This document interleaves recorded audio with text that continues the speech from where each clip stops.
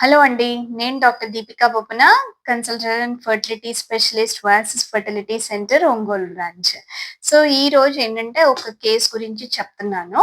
So, ఈ patient అంటే ముఖ్యంగా హస్బెండ్ సెమిన్ అనాలిసిస్ ఇచ్చారనమాట. సో, ఫస్ట్ టైమ్ సెమిన్ అనాలిసిస్ ఇచ్చినప్పుడు వాళ్ళది కౌంట్ తక్కువొచ్చిందనమాట. 7 మిలియన్స్ అట్లా వచ్చింది. అయితే వాల్యూమ్ అనేది చాలా తక్కువుందనమాట. సో, ఇలా ఉంది కాబట్టి ఒక సింపుల్ టెస్ట్ చేసుకున్నాము. ఆ సింపుల్ టెస్ట్‌లో మనకు తెలిసిందేంటి అంటే రెట్రోగ్రేడ్ ఎజాక్యులేషన్ ఉంది అని. అంటే స్పెర్మ్ అన్నది బయటకొచ్చే మార్గం గుండా కాకుండా వెనక్కి యూరిన్‌లోకి వెళ్తుందనమాట.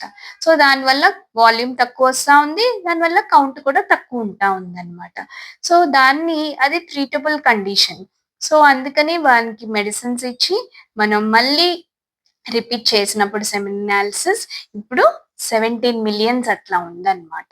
సో, ఏంటంటే సెమిన్ అనాలిసిస్‌లో తక్కువ వచ్చినప్పుడు ఒక కౌంట్, మొటిలిటీయే కాదు మిగతా పారామీటర్స్ కూడా చూసుకొని దాన్ని బట్టి ఫర్దర్ టెస్ట్‌లు చేసుకున్నాకే మెడిసిన్స్ ఇవ్వగలమా ఏంటి అన్నది చూస్తామన్నమాట. Thank you. Hope this video helps you.